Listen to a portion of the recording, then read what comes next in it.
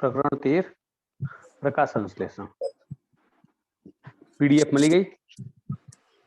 हाँ एमा शुरुआत में तो इतिहास आपे प्रकाश संश्लेषण नो इतिहास अलग अलग वैज्ञानिकों नाम अने एमनो फाळो। पहलू एरिस्टोटल अने थियोफेस्टस आपेलू छे। एरिस्टोटल अने थियोफेस्टस आ वैज्ञानिकोए शुं कीधेलुं के भाई जमीन मांथी वनस्पति जमीन मांथी बधा ज खोराक द्रव्योनुं शोषण करे। वनस्पति जमीन मांथी बधा ज खोराक द्रव्यो एटले के खनिज तत्वों कहीए एनुं शोषण ए करे छे। आवुं एरिस्टोटल अने थियोफेस्टसे कीधेलुं हतुं। पछी वान हलमोंट लखेलुं छे। जो वान हलमोंट आमने एवुं कीधुं के वनस्पतिनुं वजन कर्युं हतुं। विल्वो नामनी एक वनस्पति हती तेनुं वजन कर्युं अने तारण काढ्युं के भाई मोटा भागे तेमनो खोराक जमीननुं जे पाणी होय भूमिय जळ कहीए एमांथी प्राप्त कराय। એટલે કે પાણીમાં જે ખનિજ ક્ષારો હોય એમાંથી પાણી વત્તા ખનિજ ક્ષાર આના મિશ્રણ ભૂમિય જળ કહેવાય। ભૂમિય જળનો મતલબ પાણી વત્તા ખનિજ ક્ષારોનું મિશ્રણ। બરાબર ઓકે। પછી સ્ટીફન હેલેસ वनस्पति देहधर्म विद्याना पिता फाधर ऑफ प्लांट फिजियोलॉजी कहवाय। मोस्ट टाइम भी स्टीफन हालिस नु नाम याद रखजो। तो खबर हशे ने तमने स्टीफन हेल्स केटली जग्याए स्टीफन हालिस आ ऊपर लखेलुं होय हेल्स लखे के हालिस लखे बधुं एक ज थयुं। आमने प्रकाश संश्लेषण में CO2 તેમજ प्रकाशनी अगत्यता ओळखी बताई थी। प्रकाश संश्लेषण शोधक कीधा होय ने शोधक तो पण आ ज कहेवाय। वनस्पति देहधर्म विद्याना पिता मोस्ट आईएमपी एमसीक्यू है। वनस्पति देहधर्म विद्या ना पिता तो पण के स्टीफन हेलेस। बराबर। अने भारतीय वनस्पति देहधर्म विद्याना पिता के भारतीय वनस्पति देहधर्म विद्या ना पिता खबर तमने लोकोने ओपी आयंगर जेसी बोज। आयंगर ना आवे आमां जेसी बोज। आयंगर तो लील विद्याना पिता हता। आयंगर लील विद्याना पिता हता। बराबर। आ तो समग्र भारतीय वनस्पति देहधर्म विद्याना पिता जेटली पण वनस्पतिओ छे बधी ज एमां द्विअंगी लील ने त्रिअंगी बधी आई गई। ए देहधर्म विद्याना पिता जेसी बोज। भारतीय के तो जेसी बोज અને નોર્મલી આખા વર્લ્ડમાં કે તો વનસ્પતિ દેહધર્મ વિદ્યાના પિતા કે તો સ્ટીફન હેલેસ। બરાબર। આ બધા મેં તમને પેલામાં લખીને આપેલા છે પીડીએફ માં તમને એની મળી જશે પેલી શું કહેવાય હાર્ડ કોપી। પછી સેનેબિયર નામ છે એવો વૈજ્ઞાનિકનું। ઘણા બધા નામ છે સેનેબિયર માટે હું અહીંયા લખતો નહીં। આ લોકોનું સંશોધન કાર્ય ખાલી નામ જ લખું છું વૈજ્ઞાનિકોના કારણ કે તમને પીડીએફ માં પણ મળી જશે અને હાર્ડ કોપીમાં મળી જશે। आमने दर्शाव्યું કે वनस्पति वातावरणમાંથી કાર્બન ડાયોક્સાઇડનું શોષણ કરે CO2 લે વનસ્પતિ જે હશે અને આ CO2 જે હશે એનું સંકેન્દ્રણ વધી જાય એટલે ઓક્સિજનના મુક્તિનો દર પણ વધી જાય એવું કીધું। એટલે કે પ્રકાશ સંશ્લેષણનો દર વધે એવું સેનેબિયરે કીધેલું કે વનસ્પતિમાં કાર્બન ડાયોક્સાઇડ જે હશે એનું પ્રમાણ વધતું જાય એટલે પ્રકાશ સંશ્લેષણનો દર વધતો જાય આવું કહેનારા વૈજ્ઞાનિક એ હતા। પછી એનડી સૌસુર એનડી સૌસુર આવું નામ છે વૈજ્ઞાનિકનું। એમને એવું કીધેલું હતું કે ભાઈ ઓક્સિજન એ શોષણ પામતા CO2 ના પ્રમાણ જેટલો જ હોય। મતલબ કે જેટલો કાર્બન ડાયોક્સાઇડ શોષાતો હશે એટલા જ પ્રમાણમાં ઓક્સિજન મુક્ત કરતો હશે એવું એ કહેતા હતા। એટલે કે પ્રકાશ સંશ્લેષણની ક્રિયા દરમિયાન ઓક્સિજન અને CO2 નું નિર્માણ થાય। પછી વોન નીલ દ્વારા તેમને આ ખોટું સાબિત કરવામાં આવેલું હતું કે ભાઈ કાર્બન ડાયોક્સાઇડમાંથી ઓક્સિજન નથી બનતો। આમને સૌપ્રથમ એવું કીધેલું કે ભાઈ જેટલો CO2 હોય એટલા પ્રમાણમાં ઓક્સિજન આવે મતલબ કે CO2 માંથી O2 બને છે આવું કહેનારો વૈજ્ઞાનિક આ રહ્યા હતા। પણ આ વાક્ય ખોટું હતું। બરાબર। આમને જે કીધું એ ખોટું હતું। વાલ નીલ નામના વૈજ્ઞાનિક એમને ખોટું પાડેલું હતું એ પાછળ આવશે। કાર્નેલિયસ વાલ નીલ નામના વૈજ્ઞાનિક એવું કીધેલું હતું અહીં તમને કહી જ દઉં વાન નીલ આમને એવું કીધેલું હતું કે ભાઈ ઓક્સિજન તો પાણીમાંથી મુક્ત થાય છે, જ્યારે આ શું કહેતા હતા CO2 માંથી ઓક્સિજન બને છે. એનડી સુસર એવું કહેતા હતા. તે ખોટું પડ્યું હતું, કેમ કે પાણીનું મહત્વ કોઈને ખબર નથી, માટે એવું કીધેલું હતું કે ભાઈ ઓક્સિજન કાર્બન ડાયોક્સાઇડ માંથી બનતો હશે. પછી આપણે સાબિત કર્યું પ્રયોગ દ્વારા કે ભાઈ ઓક્સિજન કાર્બન ડાયોક્સાઇડ માંથી નહીં, પાણીમાંથી મુક્ત થાય છે. બરાબર. એન્જલ મેન તો આપણે ચોપડીમાં આપેલા જ છે. એન્જલ મેન તો સ્પાયરોગાયરા ક્લેડોફોરા જેવી લીલ ઉપર પ્રયોગ કરાતા, જારક બેક્ટેરિયા ઉપર પ્રયોગ કરાતા પ્રકાશ સંશ્લેષણનો વર્ણપટ સમજાયેલો હતો કે ભાઈ વનસ્પતિમાં કયા પ્રકાશ સંશ્લેષણના વર્ણપટમાં સૌથી વધારે પ્રકાશ સંશ્લેષણની ક્રિયા થાય. પછી રોબર્ટ મેર, લેબિંગ, લેસ્ટર આ ઘણા બધા વૈજ્ઞાનિકોના નામ લખેલા છે અંદર, જોતા જજો.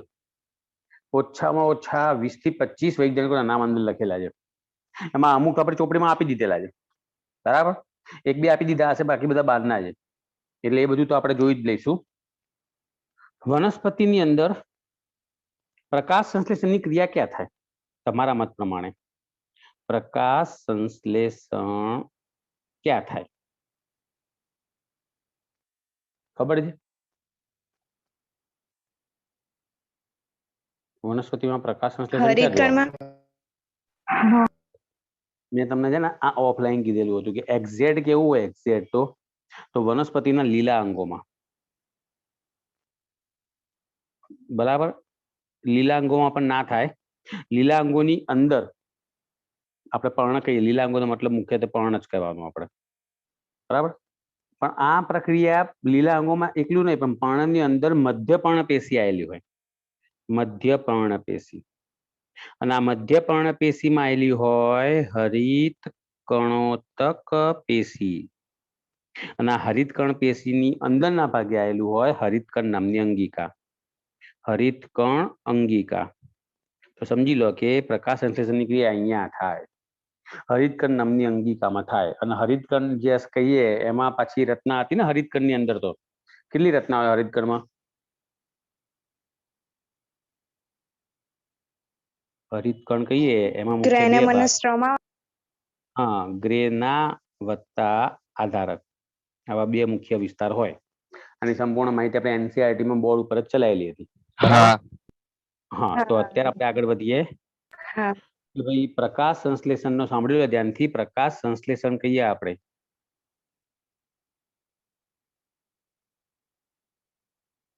કુલ 90% ભાગ જલીય વનસ્પતિ એના દ્વારા, જલીય વનસ્પતિ દ્વારા, અને બાકીનો 10% સ્થલજ વનસ્પતિ, સ્થલજ એટલે જમીન ઉપર, વનસ્પતિ દ્વારા કરવામાં આવે છે, કરવામાં આવે છે. આ MCQ બનેગા કે પ્રકાશ સંશ્લેષણની અંદર જે 100% ઉર્જા હોય તો સૌથી વધારે કોણ વાપરતું હશે? તો જલીય વનસ્પતિ. 90% જલીય વનસ્પતિ પ્રકાશ સંશ્લેષણની ક્રિયા વાપરે છે, અને બાકીનો 10%માં સ્થલજ વનસ્પતિ દ્વારા પ્રકાશ સંશ્લેષણની ક્રિયા કરવામાં આવે છે. મેં જે જલીય વનસ્પતિ કીધું ને, આ જલીય વનસ્પતિમાં સૌથી મહત્વની કોણ? તો જલીય વનસ્પતિમાં લીલ. ખાલી લીલ જ 85% જેટલું પ્રકાશ સંશ્લેષણની ક્રિયા કરે છે. વિચારો, 90% માંથી તો ખાલી 85% તો લીલ દ્વારા જ થઈ જતું હશે પ્રકાશ સંશ્લેષણની ક્રિયા. કેવું જોરદાર કહેવાય, બરાબર. અને સૌ પ્રથમ વાસ્તવિક અને ઓક્સિજનનું ઉત્પાદન કરતું પ્રકાશ સંશ્લેષણ કરતું કોઈ સજીવ હોય, એટલે કે કોઈ સૌ પ્રથમ કોને કર્યું? તેમ છે બીજી બેક્ટેરિયા હતા, બ્લુ ગ્રીન આલ્ગી. તો આમને સૌ પ્રથમ વાસ્તવિક રૂપમાં અને ઓક્સિજન કહીએ O2 ઉત્પન્ન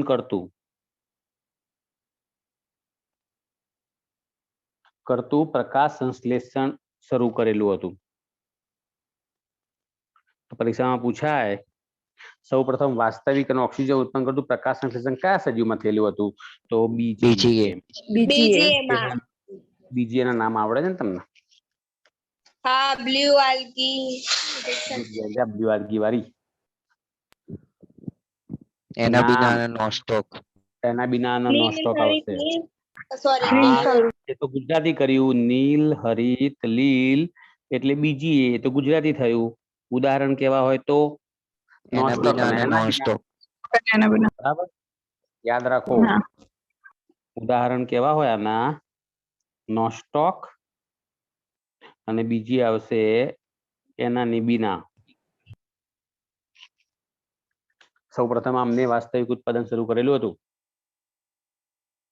આટલી તો ખબર જ હોય જ આપણને. ઓકે, હવે વનસ્પતિની અંદર રંજક દ્રવ્યો આવેલા હોય અને આ રંજક દ્રવ્યો તમને ખબર છે કે 4 પ્રકારના હતા. ક્લોરોફિલ A, ક્લોરોફિલ B, ઝેન્થોફિલ અને કેરોટેનોઇડ્સ. ખબર છે? કેરેટોનોઇડ બરાબર.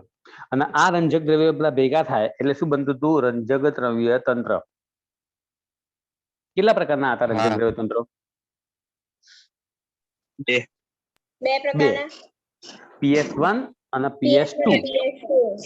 આ 2 પ્રકારના હતા. બરાબર. તો આ રંજક દ્રવ્ય તંત્રની સૌપ્રથમ સિદ્ધાંત કોને આપેલ કે રંજક દ્રવ્ય તંત્ર એવો સિદ્ધાંત આપનારો વૈજ્ઞાનિક કોણ હતા? તો એમનું નામ છે, યાદ રાખો, ઇમર્સન. અને આને લખ્યું છે આર્નોલ્ડ. આ 2 વૈજ્ઞાનિકે સૌપ્રથમ પ્રકાશ પ્રક્રિયામાં 2 રંજક દ્રવ્યોનો સિદ્ધાંત આપેલો હતો.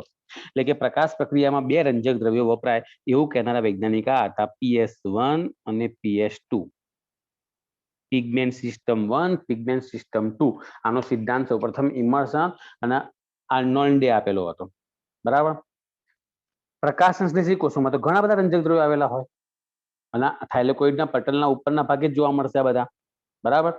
જે એક PS1 કે PS2 કહીએ ને આપણે, તેમાં 250 થી 400 જેટલા રંજક કણો આવેલા હશે. અને આ જેટલા પણ 250 થી 400 કીધા આપણે, 250 થી 400 આ જે રંજક કણોના અણુ કહીએ આપણે, રંજક કણોના અણુ, આખો સમૂહ એમ. બરાબર. તેનું કોમન નામ કેવું હોય ને તો ક્વોન્ટાજોમ્સ તરીકે ઓળખાય. યાદ રાખજો. આખા સમૂહનું નામ કેવું હોય તો ક્વોન્ટાજોમ્સ આ નામથી ઓળખાય છે. શું સર ફરીથી બોલો તો? આ PS1 કે PS2 કહીએ તો PS1 ની અંદર જે 250 થી 400 રંજક કણો આવેલા હોય તો 250 થી 400 રંજક કણોનું બીજું નામ કેવું હોય તો ક્વોન્ટાજોમ્સ કહેવાય. એમનો સમૂહ એમ. આ રંજક કણોનો સમૂહ ક્વોન્ટાજોમ્સ તરીકે ઓળખાય એમ. બરાબર. અને આવું કહેનારા વૈજ્ઞાનિક કોણ હતા? ક્વોન્ટાજોમ્સ એવો શબ્દ કોને આપેલો હતો સૌપ્રથમ? તો પાર્ક અને બિગિન્સ નામના વૈજ્ઞાનિકોએ. યાદ રાખો આ શબ્દ આપનારો વૈજ્ઞાનિક પાર્ક. અઘરું પડશે આ ચેપ્ટર, ધ્યાન રાખજો. એ તો જ્યારે તમે પેલું મેં ભણાવ્યું હતું ને ઓફલાઈન ત્યારે જ ખબર પડી ગઈ હતી કે ચેપ્ટર વિચિત્ર છે અને એમાં નીટ ચાલો સમજી લો. પાર્ક અને બિગિન્સ નામના વૈજ્ઞાનિક જે હતા એમને ક્વોન્ટાજોમ્સ કીધું. ક્વોન્ટાજોમ્સ એટલે ક્વોન્ટાજોમ્સ નો મતલબ શું થાય? લ્યો હમણાં તો બોલ્યો. 250 થી 400 રંજક દ્રવ્યનો 250 થી 400 અણુઓનો રંજક સમૂહ. દ્રવ્યોનો સમૂહ. રંજક કણોના અણુઓનો સમૂહ એટલે એને કહેવાય ક્વોન્ટાજોમ્સ. સમૂહ. બરાબર. ક્વોન્ટાજોમ્સ. ઓકે. હવે આપણી પાસે 2 હા. પ્રકારના રંજક દ્રવ્ય તંત્ર હતા. 2 પ્રકારના રંજક દ્રવ્ય તંત્ર છે, PS1 અને PS2.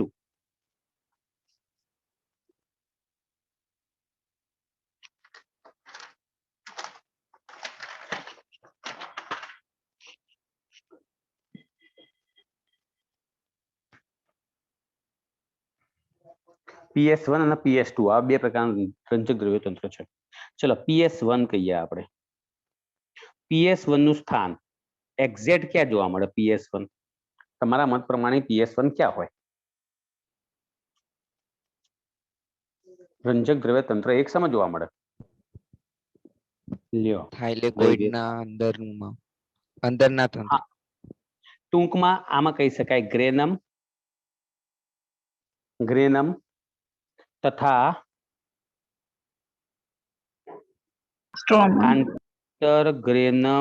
આંતરગ્રેનમ પટલ જે કહીએ આપણે, આંતરગ્રેનમ પટલ એમાં જોવા મળે.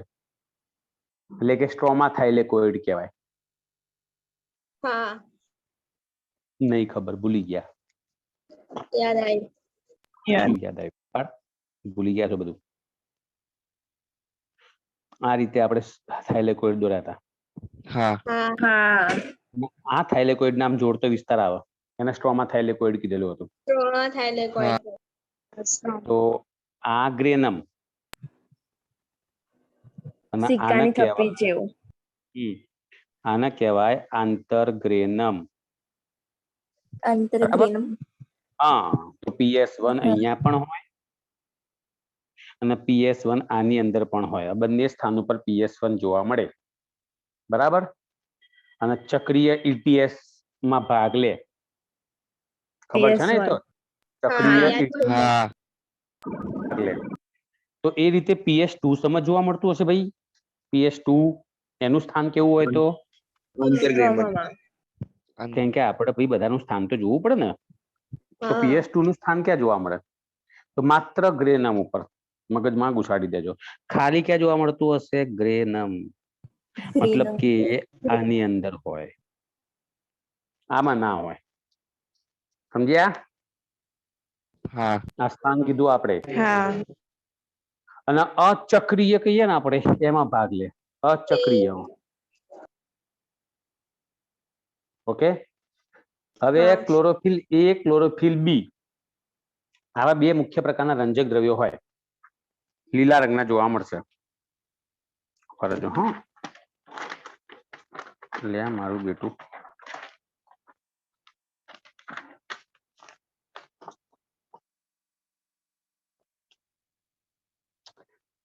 ક્લોરોફિલ A કહીએ આપણે.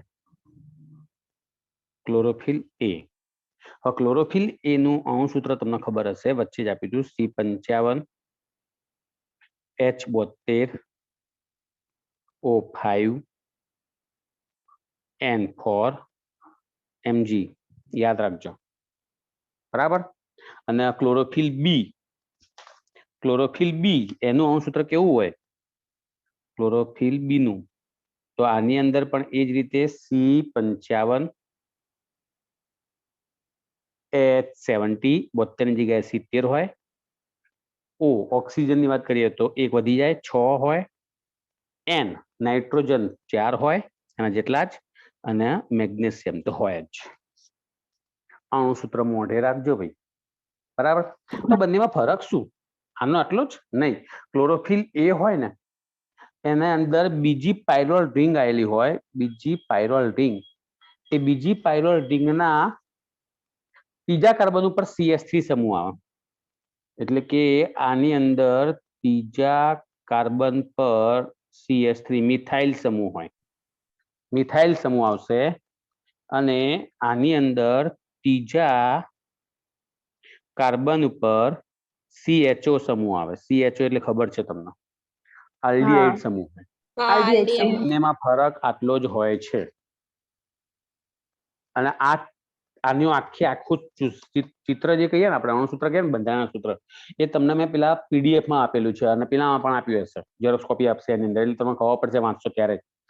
ત્રીજા કાર્બન ઉપર CH3 સમૂહ આવે અને ત્રીજા કાર્બન ઉપર CHO આવે. જો CHO આવે તો ક્લોરોફિલ B કહેવાય અને જો મિથાઇલ સમૂહ ધરાવે તો ક્લોરોફિલ A કહેવાય. બસ ફરક આટલો છે બંનેનો. ઓળખાણ માટેની આ રીત છે. અને મેગ્નેશિયમ એનું સીડ્સ કહેવાય. મેગ્નેશિયમ એનું સીડ્સ તરીકે ઓળખાય. બરાબર. Mg ક્લોરોફિલ અણુનું પોર્ફિરિનનું સીડ્સ કહેવાય. અને એની પૂંછ હોય ને એ આલ્કોહોલની બનેલી હોય. આલ્કોહોલ યુક્ત હોય. સાંભળો. સીડ્સ Mg નું હોય અને પૂંછ આલ્કોહોલની હોય. આલ્કોહોલિક હોય. ફાઇટોલ પૂંછ તરીકે ઓળખાય લોકો. ઓકે. હવે અહીંયા જે સ્ટ્રોમા કીધેલું આપણે, સ્ટ્રોમા પટલ કે સ્ટ્રોમા થાઇલેકોઇડ એટલે કે આંતરગ્રેનમ પટલ, એ અહીંયા મેં તમને દોરીને બતાવ્યું. આની અંદર એ અહીંયા હતું. આવી રહ્યું આંતરગ્રેનમ પટલ. બે સિક્કાની થપ્પીને જોડતો વિસ્તાર. હવે એમાં PS2 ના હોય અને NADP રિડક્ટેજ નામનો ઉત્સેચક ના હોય. એ ખાલી યાદ રાખજો એની અંદર. બરાબર. હવે ક્વોન્ટમ જરૂરિયાત કહીએ અને ક્લોરોફિલનું સંશ્લેષણ. કે ક્લોરોફિલ બને કઈ રીતે? એક મિનિટ. પેન ક્યાં બધી પેનો ખોવાઈ જાય છે. તો જુઓ ધ્યાનથી સાંભળજો. એસિટાઇલ કોએન્ઝાઇમ A તમે નામ સાંભળ્યું જાવ? હા हाँ અથવા તો સક્સિનાઇલ કોએન્ઝાઇમ એ તરીકે પણ ઓળખાય. આપણે અહીં લખી દઉં સક્સિનાઇલ કોએન્ઝાઇમ એ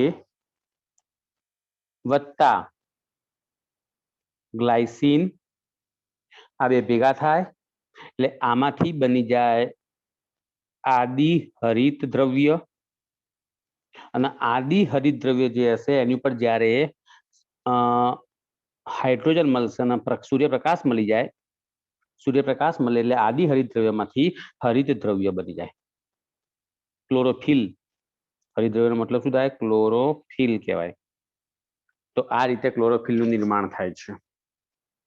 સક્સિનાઇલ કોએન્ઝાઇમ એ વત્તા ગ્લાયસીન એ બંને વચ્ચે રાસાયણિક પ્રક્રિયાઓ થાય એટલે એની અંદરથી બની જાય આદિ હરિત દ્રવ્ય અથવા તો પ્રોટોક્લોરોફિલ તરીકે ઓળખાય. અને જ્યારે એની ઉપર પ્રકાશ પડે, લાઇટ પડે એટલે એમાંથી ક્લોરોફિલનું નિર્માણ થાય, હરિતદ્રવ્યનું નિર્માણ થાય. તો હરિતદ્રવ્યના નિર્માણ માટે યાદ રાખજો આ બે દ્રવ્યો છે. આ બે જોઈએ સક્સિનાઇલ કોએન્ઝાઇમ એ. બરાબર. બીજું હમણાં પેલું ક્વોન્ટા જોમ્સ બોલ્યા હતા આપણે, ક્વોન્ટા જોમ્સ. हाँ હા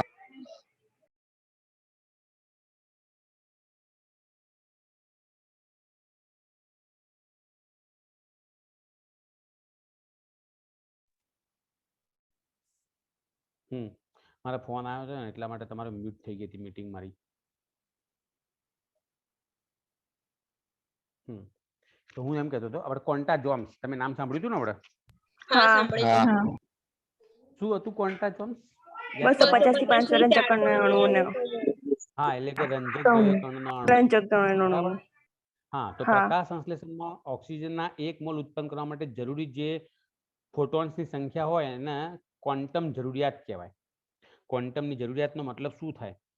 એટલે કે પ્રકાશ સંશ્લેષણ દરમિયાન કયો વાયુ ઉત્પન્ન થાય? ઓક્સિજન ઉત્પન્ન થાય. તો હા. ઓક્સિજનનો 1 મોલ, ઓક્સિજનનો 1 મોલ અણુ ઉત્પન્ન કરવા માટે કેટલા ફોટોન્સ જોઈએ? તો 8 ફોટોન્સ જોઈએ. 8 ફોટોન્સ સંખ્યા આટલી હોય, 8 ફોટોન્સ ભેગા થાય એટલે 1 કાર્બન ડાયોક્સાઇડનો અણુ મુક્ત થાય. મતલબ કે નિપજ તરીકે કેવું હોય? ક્વોન્ટમ નિપજ તરીકે કે ભાઈ પ્રકાશ સંશ્લેષણમાં પ્રકાશના 1 ક્વોન્ટમ દ્વારા ઉદ્ભવતા ઓક્સિજનના અણુઓની સંખ્યાને ક્વોન્ટમ નિપજ કહેવાય. ઇમર્સન નામના વૈજ્ઞાનિક આની ગણતરી કરી હતી. ઇમર્સન હમણાં તમારા આગળ આવી ગયો કે જેને રંજક દ્રવ્ય સિદ્ધાંત આપેલો હતો એ વૈજ્ઞાનિક ઇમર્સન. આ વૈજ્ઞાનિકે ગણતરી કરીને દર્શાવેલું હતું કે ભાઈ 8 ક્વોન્ટમ જોઈએ, 8 ક્વોન્ટમ અથવા તો ફોટોન આની જરૂર પડે છે, ફોટોનના અણુ જરૂર પડે છે. બરાબર. અને એના પરિણામે આટલા વપરાય ને, ફોટોન આટલા વપરાય એટલે 1 ઓક્સિજનનો મોલ, 1 અણુ ઉત્પન્ન થાય, 1 મોલ ઓક્સિજનનો અણુ ઉત્પન્ન થાય. આ તમારા કેમિસ્ટ્રીની ભાષા છે. હું એમ કહું છું કે જ્યારે વાતાવરણમાં કાર્બન ડાયોક્સાઇડ હોય 6CO2 + 12H2O ભેગા થાય એટલે C6H12O6 બને. હા પેલા શું કહેવાય, પ્રકાશ સંશ્લેષણની ક્રિયાનું સમીકરણ તો ખબર હશે ને? હા તો C6 એ ગ્લુકોઝનો અણુ બને, વત્તા 6 કાર્બન ડાયોક્સાઇડના અણુ બન્યા, વત્તા 6 ઓક્સિજનના અણુ બન્યા. આ પ્રકાશ પાણી. સંશ્લેષણની ક્રિયાનું નિપજ થયું. તો હું એમ કહું છું કે 1 મોલ ઓક્સિજન બનાવવા હોય ને, 1 મોલ ઓક્સિજન બનાવવા માટે 8 ફોટોન્સ જોઈએ એમ કહું છું. અને 8 ફોટોન ક્યાંથી મળે? આ ફોટોનની પ્રાપ્તિ ક્યાંથી થાય? આ જે ફોટોન્સ કહીએ આપણે એ શેમાં હોય? સૂર્યપ્રકાશમાં હોય. તો જ પ્રકાશ સંશ્લેષણની ક્રિયા થાય ને. સમજવા મળતા હશે, સૂર્યપ્રકાશમાં જ જોવા મળે. તમે લોકો ભૂલી ગયા છો જ્યારે PS1 PS2 ચલાવ્યું હતું ત્યારે મેં છે ને પેલી 4 લખ્યા હતા, 4 ફોટોનના અણુ ગ્રહણ થાય એવું શબ્દ લખેલો હતો અને 4 ઇલેક્ટ્રોન મુક્ત થાય. 4 ઇલેક્ટ્રોન મુક્ત થાય, પ્રાથમિક બીજાણુ ગ્રાહકો દ્વારા સ્વીકારાય, ETS તંત્રમાંથી પસાર થાય અને PS2 ને મળે. એ વખતે 4 શબ્દ લખેલા હતા અને તમે કદાચ લખ્યું હોય તો અંદર તમે પણ લખ્યું હશે તમારી નોટની અંદર જ્યારે ઓફલાઈન ચલાવ્યું હતું ને ત્યારે. બરાબર. પણ અહીંયા નીટમાં એને 8 કીધેલું છે. પેલામાં 4 લખ્યા હતા ને, પણ એ તો એક ઓક્સિજન અણુ માટે નતું. અહીંયા તો આપણે શું કીધું, 1 મોલ ઓક્સિજનના અણુ બનાવવા માટે. 1 મોલ એટલે તો તમને ખબર હશે ને કેમિસ્ટ્રી લેંગ્વેજમાં કેટલા અણુ જોઈએ. 1 મોલ ઓક્સિજનના અણુ હોય એટલે કેટલા ઓક્સિજનના અણુ થાય? 1 મોલમાં કેટલા ઓક્સિજનના અણુ આવે એ તો તમને નહીં ખબર?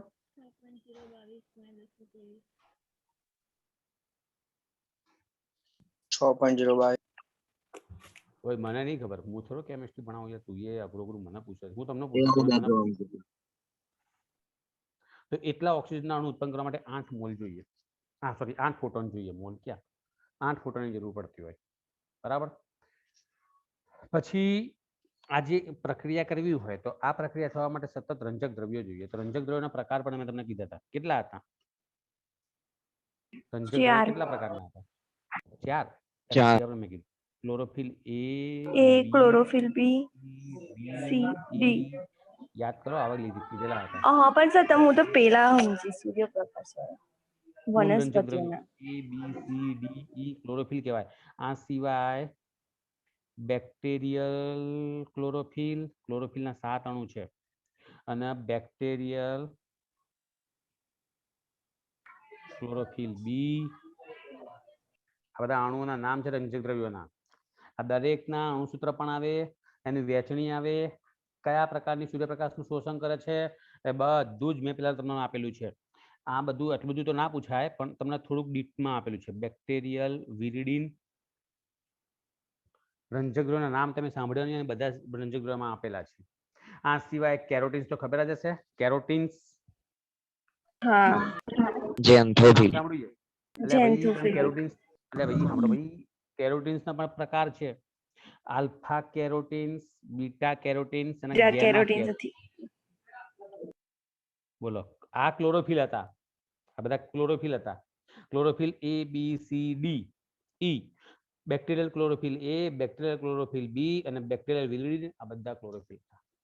જ્યારે આ બધા કેરોટોન્સનો મતલબ શું થાય કે આલ્ફા બીટા અને ગેમા ગાજરમાંથી મળી આવેલું સૌપ્રથમ રંજક દ્રવ્ય હતું, ગાજર. પછી ઝેન્થોફિલ કહીએ આપણે તો ઝેન્થોફિલમાં આવશે લ્યુટેઇન, આ રંજક દ્રવ્ય છે. આ સિવાય ઝેન્થોફિલમાં આવશે વાયોલાજેન્થિન, પછી ફ્યુકોજેન્થિન. ફ્યુકોજેન્થિન તમે નામ સાંભળ્યું છે ચેપ્ટર નંબર 3 માં આવ્યું હતું. બરાબર. આ સિવાય ફાઇકોબિલિન્સમાં ફાઇકોસાઇનિન, ફાઇકોઇરિથ્રિન, એલાફાઇકોસાઇનિન, આ બધા રંજક દ્રવ્યો છે. અને દરેકના અણુસૂત્રો સહિત મેં એમાં આપેલું છે. એમાંથી ક્લોરોફિલ A અને B નું અણુસૂત્ર તો આપણે આપ્યું હમણાં જ, C55H72N4Mg. એવી રીતે C D E બધાના અણુસૂત્ર અંદર આપેલા છે. બરાબર. તો તમારાથી જેટલું યાદ રહે એટલું યાદ રાખવાનું છે. બાકી મેં મારા તરફથી તો તમને આપ્યું છે પૂરેપૂરું. ઓકે. હવે આ બધા રંજક દ્રવ્યોના કાર્યો શું હતા? આ બધા રંજક દ્રવ્યોનું કાર્ય 1 પ્રકાશ શક્તિનું શોષણ કરવાનું, નંબર 2 પાણીના અણુનું વિઘટન કરવાનું, નંબર 3 ઓક્સિજનની મુક્તિ કરાવવાની, ઓક્સિજનની મુક્તિ થાય, નંબર 4 ATP અને NADPH નું નિર્માણ. યાદ કરો, આવો આપણે ભણ્યા હતા. હા. NCERT માં આ બધું શબ્દો આવતા હતા. બધું ભૂલી ગયા છો. હવે તમે જ્યારે નેક્સ્ટ ટાઈમે આવો ને ત્યારે ફરી રિવાઇન્ડ કરીને આવજો, નહીં તો તકલીફ પડી જશે આની અંદર આગળ જતા રહો. PS1, PS2, C3 પદ, C4 પદ, આ બધું એકવાર જોઈને આવજો ચોપડીમાં, નહીં તો હરિઓમ થઈ જશો આની અંદર. બરાબર. બોલો, કઈ પૂછવું છે કોઈને? નહીં, શાબાશ. ચલો આગળ વધારો.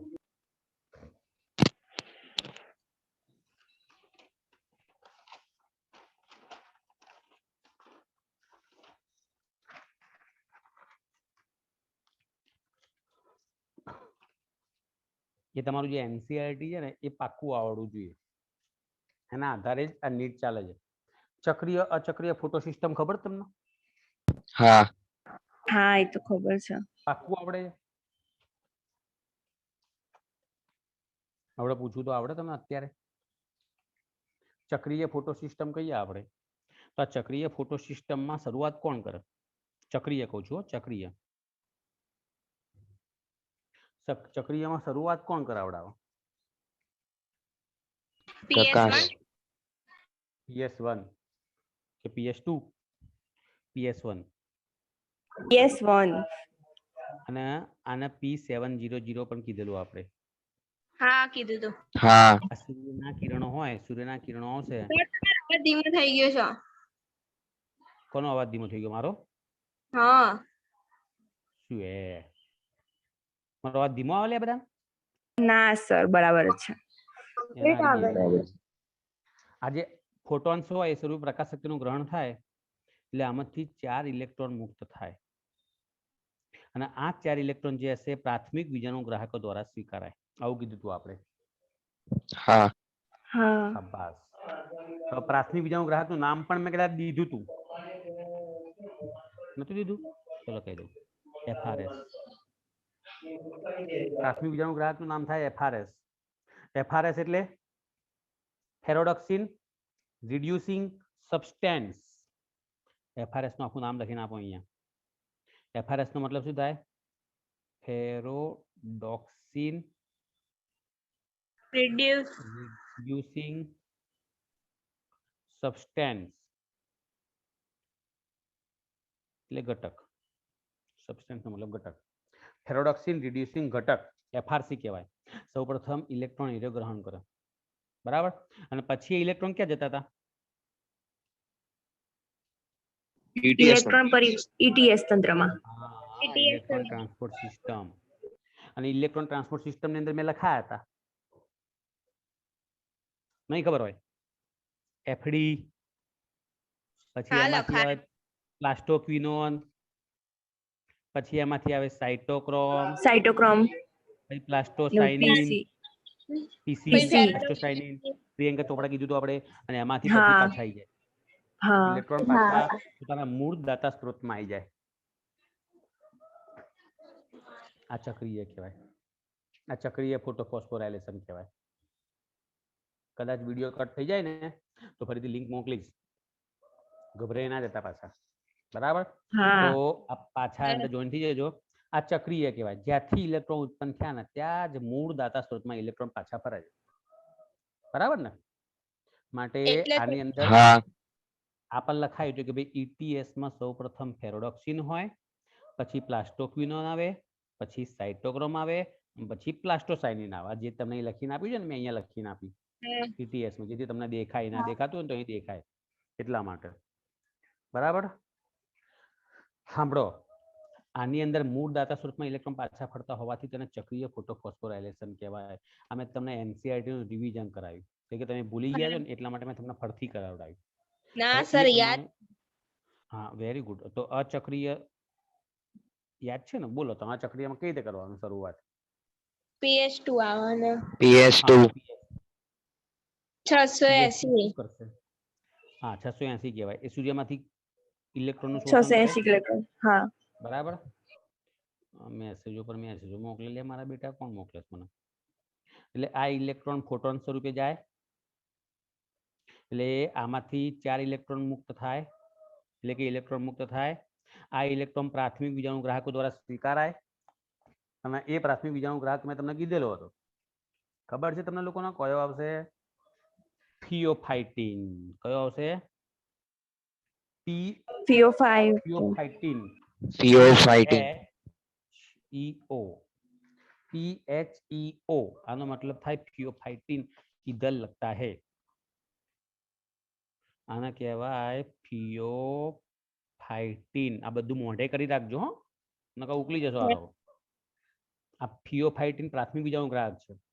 ત્યાંથી ઇલેક્ટ્રોન જે હશે ને એ આગળ જશે અને શેમાં આવવાનો તો? ETS ETS તંત્રમાં જશે. અને ETS તંત્ર આની અંદર કોણ આવતું હતું? તો ક્વિનોન. યાદ કરો. પછી પ્લાસ્ટોક્વિનોન, પ્લાસ્ટોક્વિનોન, પછી સાઇટોક્રોમ, સાઇટોક્રોમ. પ્લાસ્ટોસાઇનિન. અને બરાબર? આવી રીતે. અને પછી આ ઇલેક્ટ્રોન છે ને એ જતા હતા અહીંયા PS1 પાસે. યાદ કરો. હા PS1 પણ શું કરે? સૂર્યમાંથી પ્રકાશ શક્તિનું ગ્રહણ કરતું હતું આ રીતે. હા આમાંથી પણ શું થાય? ઇલેક્ટ્રોન મુક્ત થાય. મુક્ત થાય. અને એ ઇલેક્ટ્રોન પાછો કોણ જવાનું હતું? પ્રાથમિક બીજાણુ ગ્રાહક. કયો પ્રાથમિક હતો બીજાણુ પ્રાથમિક બીજાણુ ગ્રાહક? કયો હતો? હમણાં તો કીધું મેં. FRS FRS.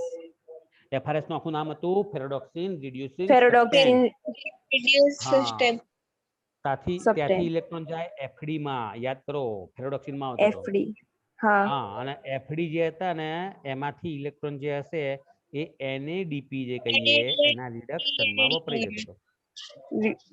આવ્યું આવું? હા હા. આવી હા. તો આ ETS માં ક્વિનોન, પ્લાસ્ટોક્વિનોન, સાઇટોક્રોમ, પ્લાસ્ટોસાયનિન આ દરમિયાન 2 ATP બનતા હતા. હા હા અને અહીંયા 1 ATP બનતો હતો. એક એટીપી બરાબર. આ ઉપરાંત આની અંદર શું થતું હતું? પાણીના અણુનું વિઘટન થાય. પાણીના અણુનું શું થતું હતું? વિઘટન પાણીના અણુનું વિઘટન થાય એટલે આની અંદર શું બનતું હોય? 2 ઇલેક્ટ્રોન, 2 પ્લસ અને 1/2 O2. બરાબર. એમાં 2 ઇલેક્ટ્રોન જે હશે આને મળી જવાના, 2 ઇલેક્ટ્રોન મળશે PS2 ને એટલે પાછી એક ક્રિયા આગળ વધશે. આ બધું PS1 ને PS2 ચક્રીય આ ચક્રીય ફોટોફોસ્ફોરાયલેશન હતી. આનું બીજું નામ પણ હતું. આનું બીજું નામ શું હતું? Z scheme. Z scheme. Z Z આને scheme. આપણે Z સ્કીમ કીધેલું હતું. કેમ Z સ્કીમ? તમે જો Z બને છે. આપણે વખતે વાત કરી હતી આપણે. હા. હે ને? તો આ Z હા. સ્કીમ કહેવાય. તો હવે આનું નીટ ભણીશું આપણે. PS1 અને PS2 નું નીટ ભણીશું. આ તો NCERT ભણ્યા આપણે. આ તો તમને યાદ કરાવડાવ્યું. તમે ભૂલી ના જાઓ ને એના માટેનું. બરાબર. એ બધું ઘણું ભેગું થઈ જાય. જો અર્નોન નામ યાદ રાખજો વૈજ્ઞાનિકનું. આ છે વૈજ્ઞાનિક. આમને સૌપ્રથમ દર્શાવ્યું કે પ્રકાશની હાજરીમાં ATP નું નિર્માણ થાય. એટલે કે ચક્રીય અચક્રીય ઇલેક્ટ્રોન પરિવહન તંત્ર દર્શાય. ચક્રીય અને અચક્રીય ફોટોફોસ્ફોરાયલેશન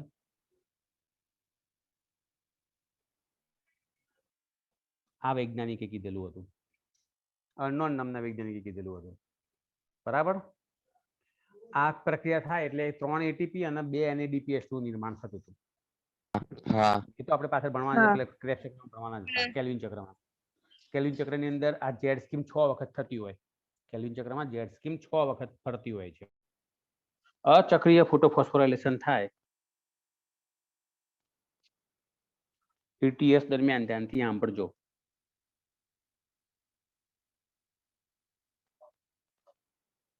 લગભગ 3 ATP અને 2 NADPH2 ઉત્પન્ન થાય, મુક્ત થાય. NCERT ક્યાંય એવું લખ્યું નહીં હોય. સાંભળી લેજો. NCERT 2 ATP લખે છે. અચક્રીય ETS માં આપણે અહીંયા તમને હમણાં કીધું કે 2 ATP બને છે. જો 2 જ લખ્યા છે. કેમ કે NCERT હતું એટલા માટે. જ્યારે મારા બેટા ગઠિયા હોય નીટમાં બદલી કાઢી. કેટલા ATP કરી દીધા? 3 ATP. 3 એટીપી બરાબર. પાણીના 4 અણુનું પ્રકાશ વિભાજન થઈને એક ઓક્સિજનની મુક્તિ થાય ને એ દરમિયાન 3 ATP અને 2 NADPH2 બને. પાણીના 4 અણુનું પ્રકાશ વિભાજન તો ખબર છે ને? ભૂલી ગયા. જો તો બી તમને કહી દઉં. 4H2O. આ 4H2O જે હશે એનું વિઘટન થાય. હવે એના માટે મેં તમને એવું કીધું કે Mn+2 Cl- CA+2 આ 3 ખનિજ તત્વોની હાજરીમાં પ્રકાશ શક્તિ પ્રકાશની હાજરીમાં આ ક્રિયા થાય. હરિતદ્રવ્યમાં હરિતદ્રવ્યમાં બધી ક્રિયાઓ થાય. એટલે અહીંયા બને 4H+ + 4OH-. એમાં જે 4H+ હતા ને એ વપરાય 2 NADP કહીએ ને એની અંદર વપરાઈ જાય. એટલે 2 NADPH2 બનાવી દે. એનું રિડક્શન કરવામાં 4H+ વપરાઈ જાય. બરાબર. ત્યારે 4OH- જે હશે ને એમાંથી બની જાય 2 હાઇડ્રોજન પેરોક્સાઇડના અણુ અને પછી આ હાઇડ્રોજન પેરોક્સાઇડ જે હશે એમાંથી બની જાય 2 પાણીના અણુ અને 1 ઓક્સિજનનો અણુ. આ રીતે તો પાણીના 4 અણુ હોય એમાંથી આ રીતે મુક્ત થાય. બરાબર. અને આમાંથી જે 4 ઇલેક્ટ્રોન બનતા હશે એ 4 ઇલેક્ટ્રોન જાય PS2 પાસે. એ PS2 માં જાય. તો આ પ્રક્રિયા દરમિયાન 3 ATP અને 2 NADPH2 બનતા હતા. 3 ATP અને 2 NADPH2. તો 2 NADPH2 તો દેખાય જો હા આ પ્રક્રિયા દરમિયાન 2 NADPH2 તો દેખાયા છે આપણને અને 3 ATP બનવાના હતા અચક્રીય ફોટોફોસ્ફોરાયલેશનમાં. ઓકે, સર અંધકાર ફરીથી આ 2 NADPH2 તો દેખાય જેમ કહું છું.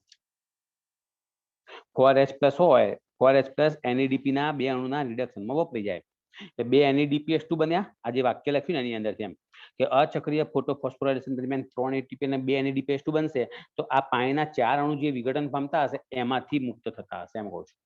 તો પાણીના 4 અણુનું વિઘટન કર્યું અને આ વિઘટન મેં તમને NCERT માં લખાયેલું હતું પણ અત્યારે ફરીથી આપણે કીધું જુઓ. તો આ જે પ્રક્રિયા થઈ તો અંધકાર પ્રક્રિયામાં ગ્લુકોઝના એક અણુના રિડક્શનની અંદર અંધકાર પ્રક્રિયામાં ગ્લુકોઝના એક અણુ બનાવવા માટે આ બધા વપરાવાના 3 ATP અને 2 NADPH2 વપરાશે. એટલે એ વખતે કેટલા વપરાતા હતા ATP અને NADPH2? અંધકાર પ્રક્રિયાઓ કહીએ આપણે કેટલા ATP વપરાયા હતા? 3. એટલે આ 3 નતા અને કેટલા એક NADPH2? એક જ હતું. એક જ અંધકાર પ્રક્રિયા કશી ખબર નહીં. અંધકાર પ્રક્રિયા એટલે C3 પથ. એટલે C3 પથમાં એક હા 18 એટલે આ 3 એટલે હું આપણે આ 3 ATP કહીએ. આ 3 ATP કહીએ આપણે બરાબર. પણ અંધકાર પ્રક્રિયામાં તો 6 વાર પ્રક્રિયા થવાની ને. હા હા હા હા હા CO2 ની સ્થાપન કરવાનું એટલે 6 તરી 18 18 12 NADPH. 12. યાદ કરો આવું કીધું તું. હા હા યાદ આવ્યું. હા હા એ આ Z સ્કીમ કહીએ ને આપણે Z સ્કીમ એ 6 વાર ફરે. આ Z સ્કીમ કેટલી વખત ફરતી હશે અંધકાર પ્રક્રિયામાં? 6 વખત. વખત 6 તરી 18 ATP અહીંયા વપરાવાના અને 6 દુ 12 NADPH2 12 વપરાવાના. 12 NADH. બરાબર, હું તમને એ કહેવા માંગુ છું. ઓકે, તો અહીંયા આ PS1 અને PS2 જે કહીએ એની માહિતી પતાવી ખાલી. પછી પાછળ કેમિયોસ્મોટિક સિદ્ધાંત આપેલો છે. કેમિયોસ્મોટિક સિદ્ધાંત પીટર મિશેલ નામના વૈજ્ઞાનિકે રજૂ કરેલો હતો. અહીં સુધી રવા દો. કાલે નહીં અને શનિવારે આપણે ફરીથી ચલાવીશું આઈડિયો કેમિયોસ્મોટિક સિદ્ધાંતથી. બરાબર? હા આટલું મોઢે કરજો ઘેર જઈને. આજે PDF વાંચજો હવે મોકલીએ એમાં બધું લખેલું છે. સર PDF માંથી વાંચવાનો કંટાળો આવે છે. તો બી વાંચ અત્યારે ભલે કંટાળો આવે ને કે નહીં આવડે. આજે આજે ચલાવેલું છે તો આજે વાંચ તો કંઈક ખબર પડશે. અઠવાડિયા પછી વાંચીશ ને તો તકલીફ પડી જશે. બરાબર? એટલે આજે વાંચીને આવજો. ચલો તો આવજો. બાય. જય સ્વામિનારાયણ. જય સ્વામિનારાયણ. જય સ્વામી.